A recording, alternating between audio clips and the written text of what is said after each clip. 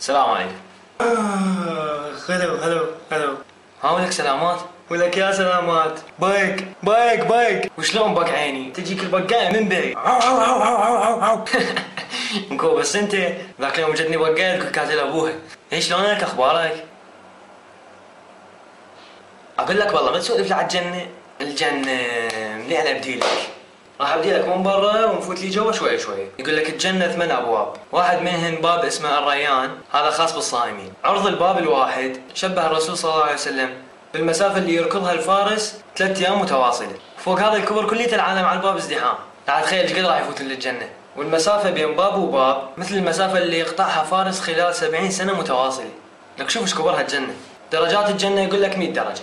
الفرق بين درجة ودرجة مثل الفرق بين السماء والقاع.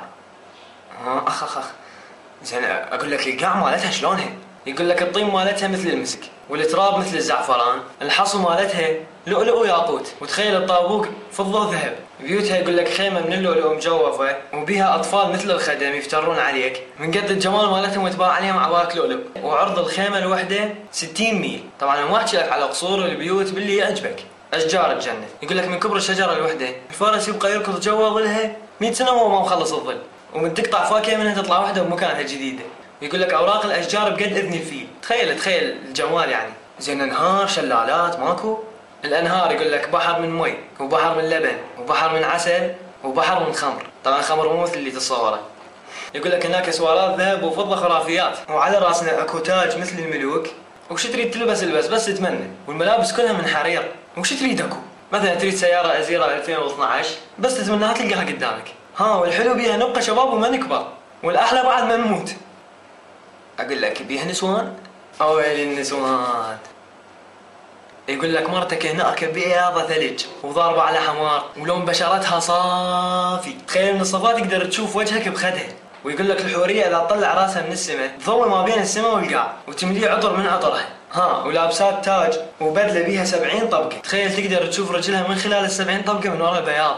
والفقرة التوب تموت عليك وما تبوع على غيرك. وفوق هاي ونسة كلها تقدر تقعد انت والرسول صلى الله عليه وسلم وتروح تسلم عليه وتحضنه تقول له يا رسول الله انا كنت احبك وادعي من رب العالمين انه اشوفك بالجنة لان كنت اشتاق لك هواية، والحمد لله رب العالمين استجاب دعوتي وهسه دا اشوفك قدامي.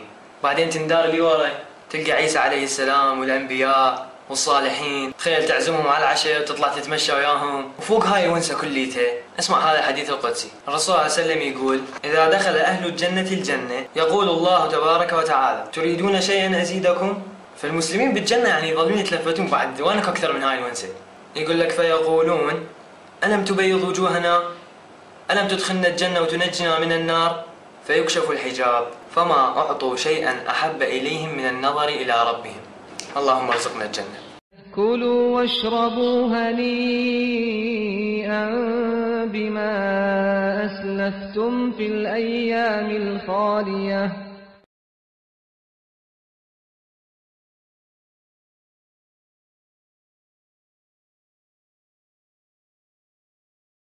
بالنهاية أنا أشكرك لأنك شاهدت الفيديو وأتمنى تكون استفادت من عنده، وآسف إذا تجاوزت عليك بشيء. السلام عليكم.